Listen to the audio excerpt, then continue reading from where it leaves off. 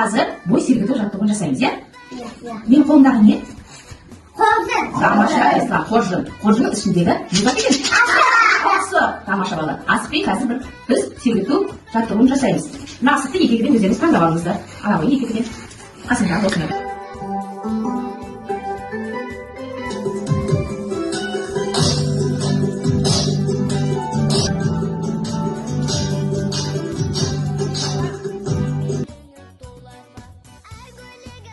Балалар, біз қазір ұлттық ойын айгөлек ойнаймыз. Айгөлек деген кезде не істеміз өтеді? Айгөлек балабақша. Біз айгөлек балабақшасында тәрбиеленіп жатырмыз. Сосын тағы да Айгөлек. тамаша. Қазір біз екі топқа бөлінеміз.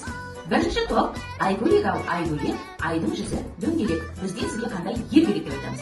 Екінші топ айгөлек-ау айгөлек, айдың жүзі дөңгелек. Бізге мысалы ислам деген ер керек деп айтасыз, иә? Ислам, ортаға шығамыз. Мына менің қолымдағы додикатор деп аталады. Ортаға шыққан бала додикаторды жерге лақтырады. Қай сан түседі, сол санда тапсырма алады.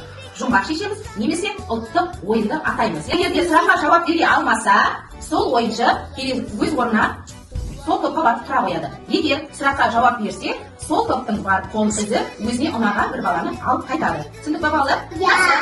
Айгөлек, айдың жүзі дөңгелек. Шымыл қуанды, еркіні желдей өсірген. Сабаға қандай ер керек? Айгөлек-ау айгөлек, айдың жүзі дөңгелек. Шымылдың қуатты, еркіні желдей өсірген. Бізге ислам деген ер керек. Ислам бірінші додикаторды аламыз, лақтырамыз. Саған бір деген сан түсті, иә? Жақсы, бір деген санда жұмбақ бар екен. Мен саған жұмбақ қоямын, шешуін табуға тырыс, иә? Бір түсті, шік түсті, алшы тұрды, тәйкі тұрды, шеше алады, ал кім бұны дейді? Тамаша. Айгөлек, айдың жүзі дөңгелек. Шымылдың қуатты, еркіні желдей өсірген. Айгөлек, айдың жүзі дөңгелек.